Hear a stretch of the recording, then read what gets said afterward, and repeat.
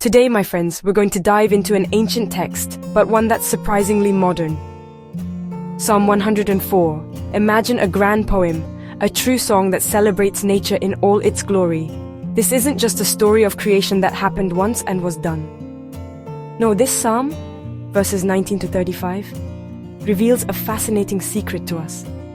It shows us that creation isn't an event from the past, but a continuous process, a work that unfolds every day before our eyes, thanks to the constant care of its creator. It's an invitation to see the world not as a machine that runs by itself, but as a huge garden, tended with care and love. The psalmist, with simple and powerful words, paints a living picture of the universe for us. He doesn't talk about creation as a distant memory, but as a vibrant and current reality. Every element, from the biggest to the smallest, has its place and role in a huge symphony. The psalmist starts his observation with the sky. He is amazed by how regular the sun and moon are. You made the moon to mark the seasons. The sun knows when it's time to set, he tells us. Think about that for a moment. It's a system with incredible precision. The sun doesn't just pop up randomly. The moon doesn't wander off course.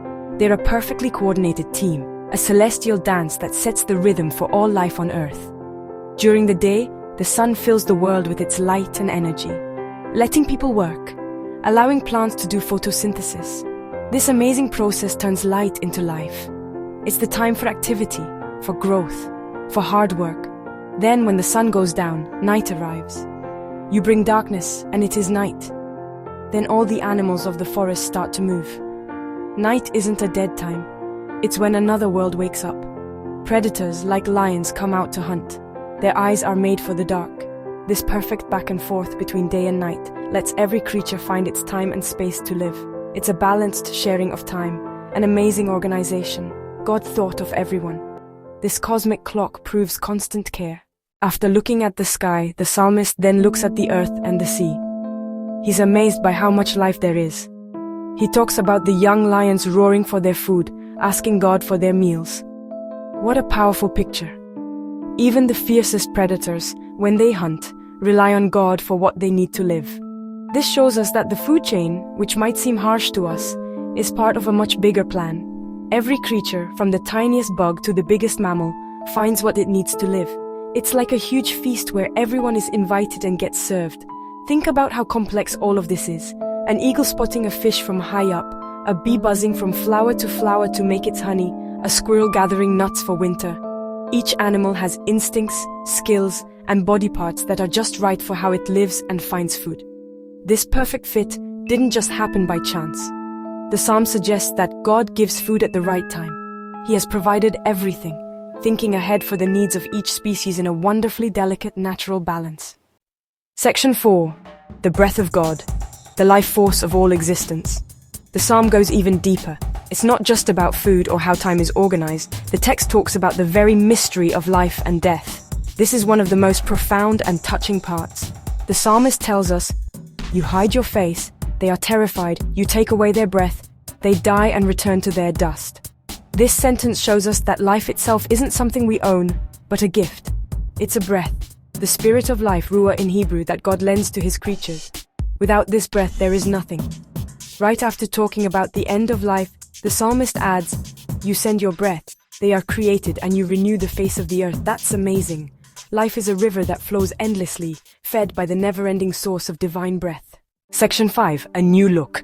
Our place in the divine symphony. So what should we do with this amazing lesson? Psalm 104 isn't just pretty poetry about nature. It ends with a personal promise, a decision that directly affects us. The psalmist, full of joy and thanks for so many wonders, exclaims, "I will sing to the Lord as long as I live. I will praise my God as long as I exist." His looking at creation naturally leads him to praise. We are invited to change how we see the world around us. Instead of rushing through nature without really seeing it, we are called to look at it closely, with curiosity and with respect. Every tree then becomes a sign, a mark of God's active and kind presence.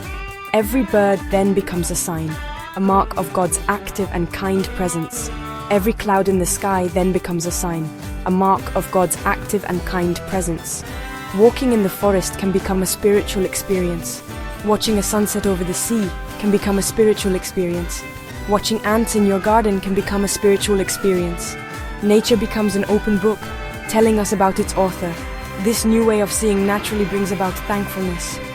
This thankfulness then makes us want to take care of this creation that was given to us. If we understand that Earth is God's garden, we can no longer ruin it, we can no longer pollute it. Finally, Psalm 104 is an invitation to find our right place in this big symphony of creation. We are not the absolute bosses of nature, nor are we unimportant parts of it.